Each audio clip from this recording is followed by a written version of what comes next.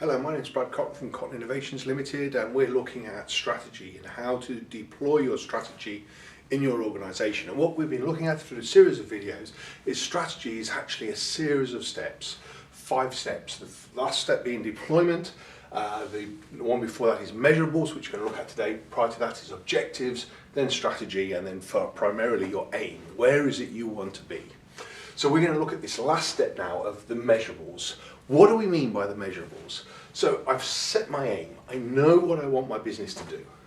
Now I can set my strategy, my 3 strategies. My strategies are about people, they're about IT systems, they're about processes, because that's all I got in my business.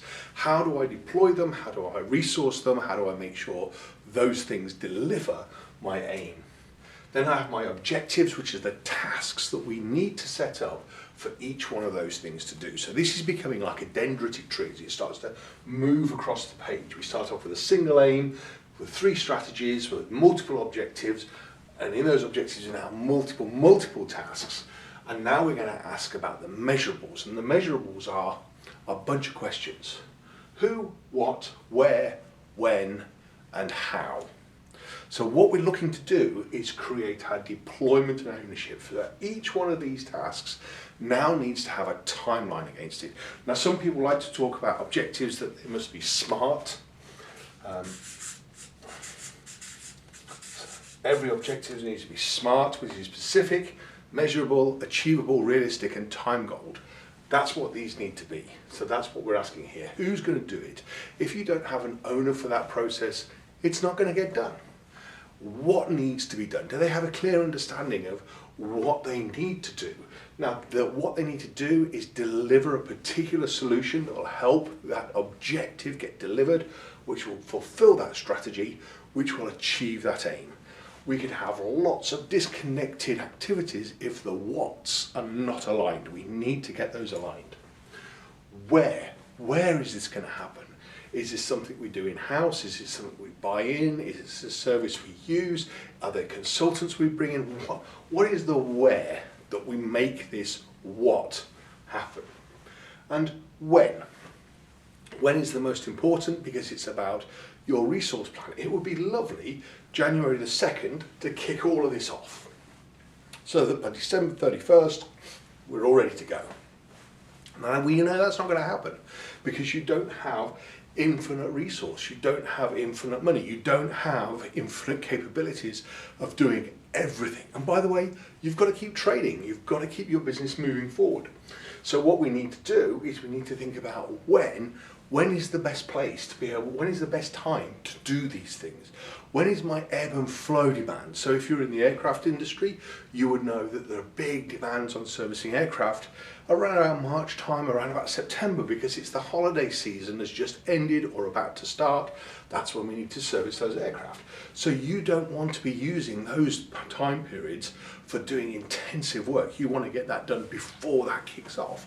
If you're in the car industry, you know in the UK we launch cars around about March time, and August is when the new number plates come out. So that's when the demand profile is really high. You don't want to be doing that sort of stuff then. So I need to look at the ebb and flow demand. If you're dealing with people, you know that during the summer periods, people are going to go on vacation, they're going to go on holiday, they're just not around. So if you're making a huge demand on people to be there to do tasks, I need to make sure that the when is appropriate to the resource, to the time demands of the organisation, and to what it is we're trying to do. And then how are you going to deploy that skill? How are you going to deploy that talent? Are we going to just buy it in? Are we going to get a new service? Are we going to have to train people? Are we going to have to develop people? What is it we have to do? So I can use each one of these and create a SMART objective for every one of those tasks, because now it's about deployment and it's about ownership. Now, the fact that I have ownership now means that I can now make people accountable. I've got reasons to do end of year reviews. I've got reasons to make sure that I can measure people against the objectives the business has set, because this aim will only be developed and delivered once all of this is in place.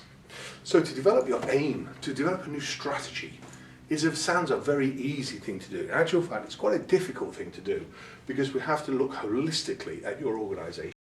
you need to understand your aim. If you don't understand that, you will not be able to deploy your resources through your strategies of people, ITs and processes to make that happen.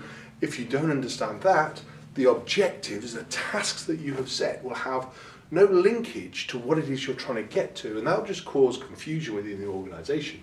And then the tasks and the measurables we're putting in place won't be linking to the business needs that the business is trying to develop.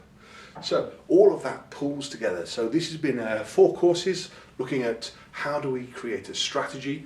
Please reach out to us at Cotton Innovations if you would like to know more information. My name is Brad Cotton. Details are at the bottom of this video so that you can contact us about how we could help you, or if you just need to discuss with us further things that you're trying to do to help create that strategy and make things work.